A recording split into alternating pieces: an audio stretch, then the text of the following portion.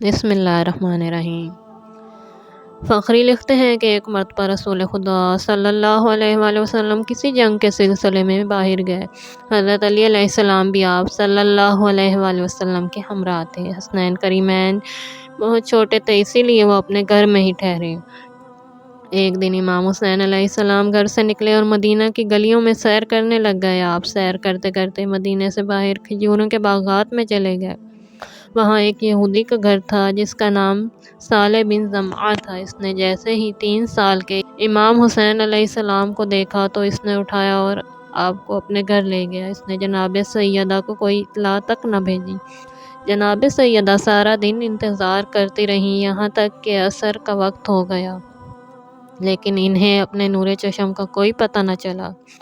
جناب سیدہ امام حسین علیہ السلام کی یوں گمشدگی سے سخت پریشان ہوئیں اور کئی بار گھر سے نکل کر مسجد نبوی تک تشریف لائیں، لیکن کوئی بھی شخص دکھائی نہ دیا۔ آخر کار آپ نے اپنے فرزند امام حسن علیہ السلام سے فرمایا، نور نظر آپ خود جائیں اور اپنے بھائی حسین کو تلاش کریں۔ امام حسن گھر سے نکلے اور مدینے کی گلیوں میں اپنے بھائی کی تلاش شروع کر دی، لیکن امام حسین کا کہیں پتہ نہ چلا۔ بعد ازاں امام حسن نخلستان مدینہ میں پہنچے اور آواز دے کر کہا، حسین ابن علی بھیا جواب دو، تم کہاں ہو؟ امام حسن آوازیں دے رہے تھے تو اس وقت آپ نے ایک ہرنی کو دیکھا۔ اللہ تعالیٰ نے آپ کے دل میں یہ بات ڈالی کہ اس ہرنی سے بھائی کا پتہ پوچھنا چاہیے۔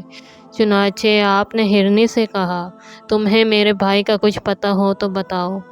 رسول خدا صلی اللہ علیہ وآلہ وسلم کی برکت سے اللہ نے اس ہرنی کو بولنے کی طاقت عطا فرمائی اور اس نے کہا، اے نور چشم مصطفیٰ صلی اللہ علیہ وآلہ وسلم، تیرے بھائی کو صالح یہودی نے پکڑ کر اپنے گھر میں چھپا رکھا ہے۔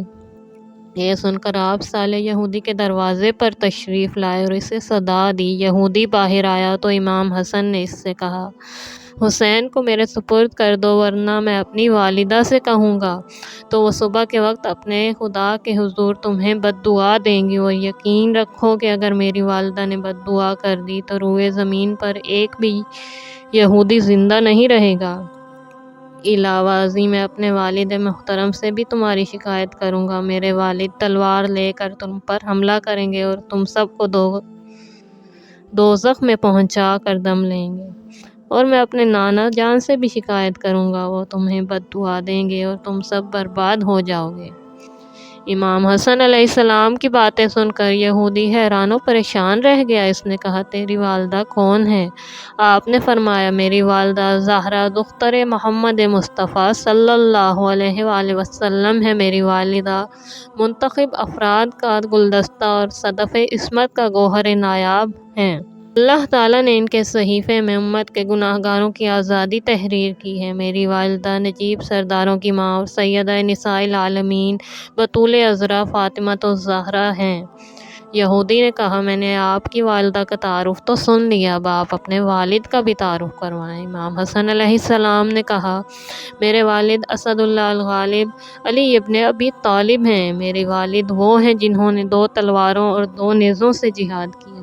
میرے والد وہ ہیں جنہوں نے رسول خدا صلی اللہ علیہ وآلہ وسلم کے ساتھ 2 قبلوں کی طرف منہ کر کے نماز پڑھی ہے، اور میرے والد وہ ہیں جنہوں نے اپنی جان کو رسول ثقلین پر قربان کر رکھا ہے۔ یہودی نے کہا، آپ نے سچ فرمایا، میں نے آپ کے والد کا تعارف بھی سن لیا، اب آپ اپنے نانا جان کا تعارف کروائیں۔ امام حسن علیہ السلام نے فرمایا، میرے نانا صدف جلیل کے در نایاب اور شجرہ ابراہیم کے ثمر اور روشن ستارہ، مصباح عظمت کے روشن نور، کونین کے سردار اور ثقلین کے رسول، دارین کے نظام، عالمین کے لیے سرمایہ افتخار، مشرقین و مغربین کے امام اور سبتین یعنی میرے اور میرے بھائی حسین کے محترم نانا ہیں۔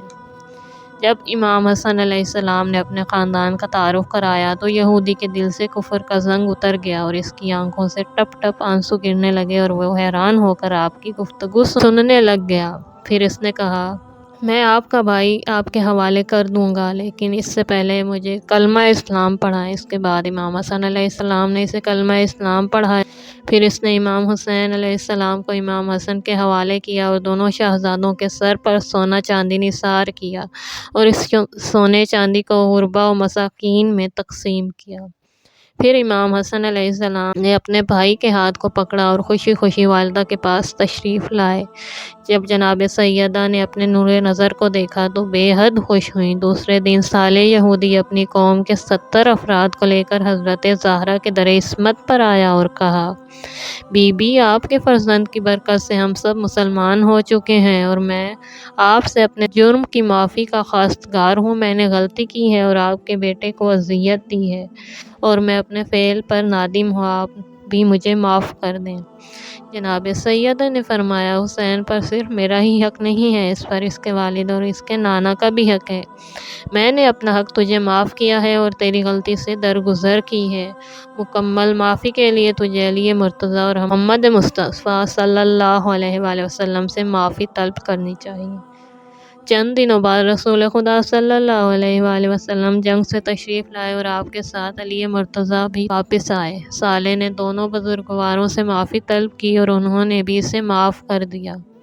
رسول خدا صلی اللہ علیہ وآلہ وسلم نے فرمایا، صالح، ہم نے تجھے معاف کیا ہے، لیکن مکمل معافی کے لیے تجھے خدا کے حضور توبہ کرنی چاہیے، کیونکہ تو نے رسول کے نور چشم اور بطول کے گوشہ جگر کو اذیت دی ہے۔